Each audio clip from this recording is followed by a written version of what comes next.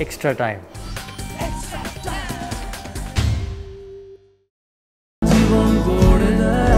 John's Telegraph makes your life. Having suffered so many big defeats in this series has been the case. Is it easy to motivate yourself for tomorrow night? Yeah, it is easy. At every stage in the series, you look at the positive of what's to come. So after losing the first game, you're kind of feeling, okay, we can. You might have lost the first game, but still a few to go. Now that we 4-1 down, the positive is you want to end the series on a good note. The coach has a long-term vision and has a few ideas up his sleeve, so that affords him an opportunity to play that. So those are the motivation factors, and certainly you want to end the series on a good note. You want to still have a lot of pride in your own performance for the country. So yeah, there's lots to do.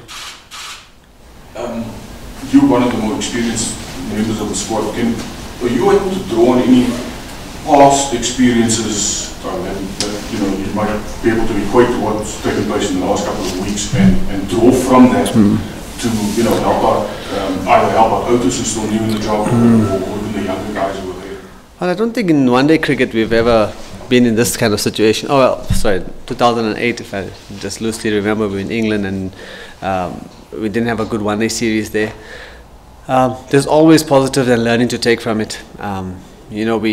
We've got a few younger guys in the team who will think, sure, one-day cricket's really tough, but thankfully I think it'll only get easier for them because we haven't played our best cricket. I think we've played decent cricket in patches, but by and large we've played subpar cricket from what we used to and what we're accustomed to performing. So those are the type of experiences we'll take. The World Cup's not far away. India are probably playing the best team, and whatever experience we get over the 5 games or 6 games that we've played against them, we'll take it to the next time when we do play them. So the Wada was sanctioned or fined for leaving Chikha send up. Do you think it's a little bit of harsh decision against him, considering that a lot of cricketers, a lot of famous cricketers get away with a lot of other things? All those type of things, we leave it to the authorities. KG is a fast bowler. We've seen fast bowlers, spin bowlers all get involved when they're bowling, but it's nothing for me to comment on really. It's the authorities got to decide what's within the game and what's not within the game.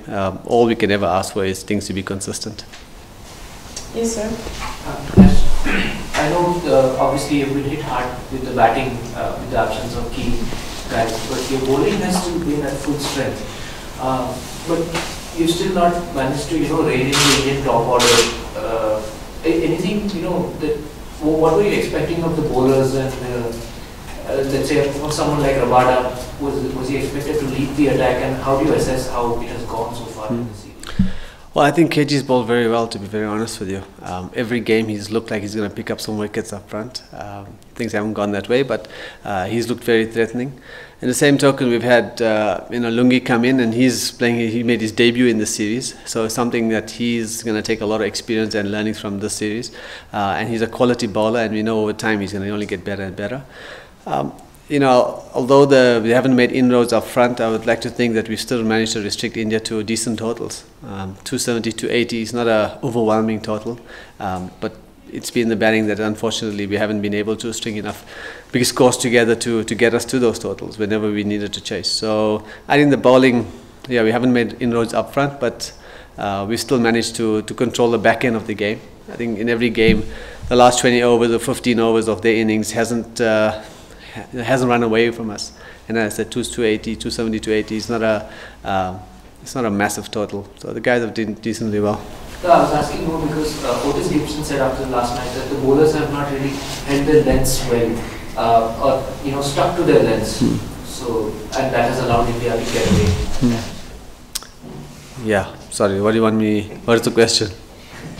So, just your assessment of that. Like, has the bowling really lived up to the being the full strength South African attack, or did you expect more? Well, as you said, it's a full strength South African attack. What Otis said is probably accurate. So yeah, ditto him. What has it been like to actually play under his leadership? And do you think that the captaincy has affected his style of play? I've been very impressed with Aiden on the field. He's very composed. He has a good idea of what he would like. Obviously, when you, as a captain, if you don't score runs, the first thing that gets attributed to you is, oh, is the captaincy affecting your batting? Certainly happened to me when I was playing, and I can see every captain I've played under the same cliche question gets put on the guys.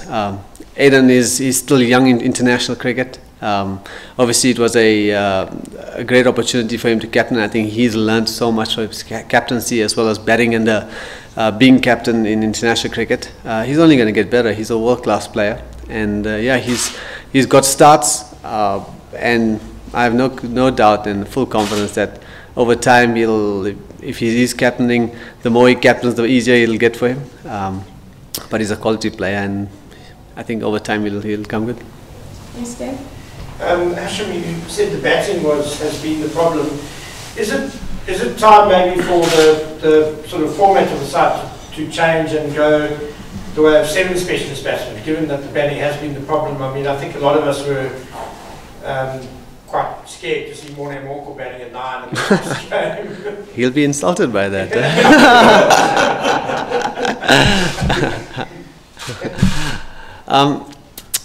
You know what, we've managed to win a lot of games with whatever combination we've used.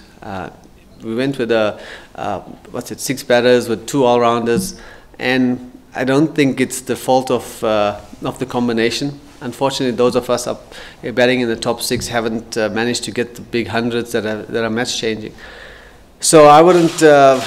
I never thought of it in that manner, to be very honest with you. So I can't really give a decisive opinion on it. But I do feel that the top 6 guys, we haven't clicked, or we haven't got the momentum that we wanted in our batting to make it easier. 270, 280, as I say again, is not a total that is beyond any batting reach.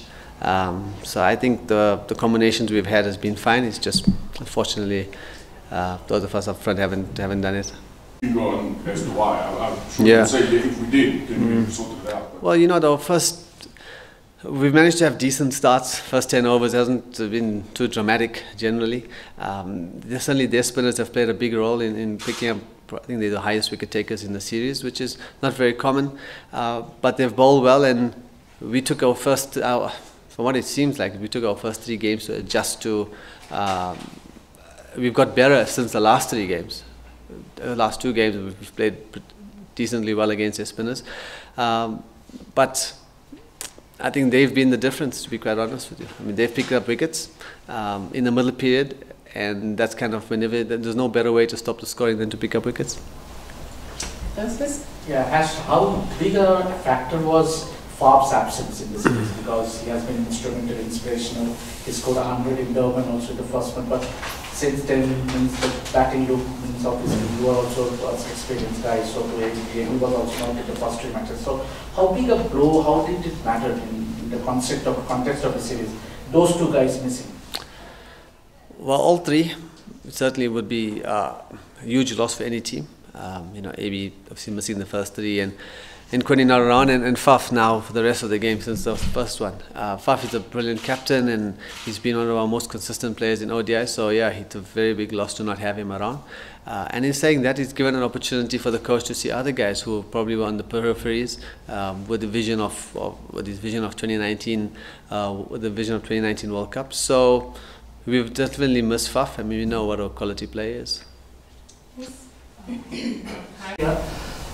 You sense that the workloads of the fast bowlers will have a bearing on who plays, say, tomorrow. I understand that Morne Morkel was supposed to be arrested for the one at PE, and then I think Chris Morris pulled up with some injury.